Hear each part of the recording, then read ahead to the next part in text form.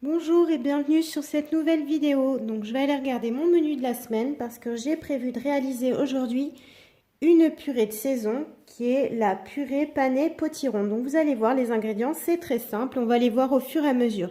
Je vais commencer à cuisiner et là je vais verser 500 g d'eau dans le bol. Vous voyez, c'est très confortable à peser qui s'affiche au fur et à mesure pour les ingrédients même liquides. Insérez le panier de cuisson. Donc hop, je vais mettre le panier de cuisson. Et là, on va verser 600 g de panais coupés en morceaux. Donc il me semble que j'ai pas tout à fait la quantité. Voilà, moi j'ai 457 g. Mais vous voyez déjà, hop, mon panier, il est bien rempli. On referme juste le couvercle sans le gobelet.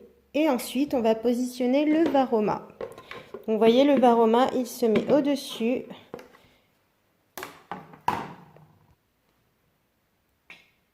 Et ensuite, on va verser 600 g de chair de potiron coupée en morceaux. Donc moi, ce sera plutôt un potimarron. Hop, et là, j'ai un peu plus. Donc j'ai 737 g. Donc hop, je mets ça de façon à ce que ça cuise de façon homogène. Et on referme. Hop. Donc là, c'est parti pour 25 minutes. Température varoma et vitesse 1. Voilà, la cuisson est terminée. On va retirer le varoma et le panier cuisson. Donc le varoma, hop, je retourne le couvercle. Et comme ça, je le positionne dessus pour éviter de faire des gouttes partout. Et le panier cuisson, hop, j'insère ici la spatule et comme ça, je peux le sortir sans me brûler.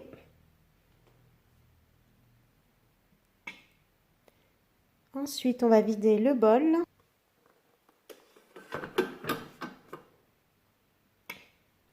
Et on va verser 100 g de lait.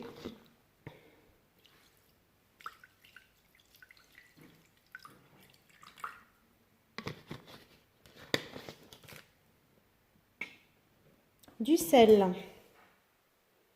Donc de quoi installer nos légumes. Du poivre. Donc moi je vais pas en mettre. Du beurre. Donc 30 g de beurre. Voilà. Et on referme. Couvercle. Gobelet. Et là, c'est parti pour 5 minutes, 100 degrés et vitesse 1.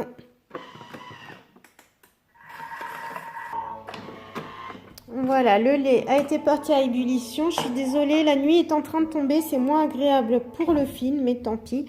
Donc, on va rajouter les légumes cuits. Donc, je vais verser, hop, toujours avec la spatule. Hop, je vais vider mon panier de cuisson. Et ensuite, je vais rajouter donc la courge.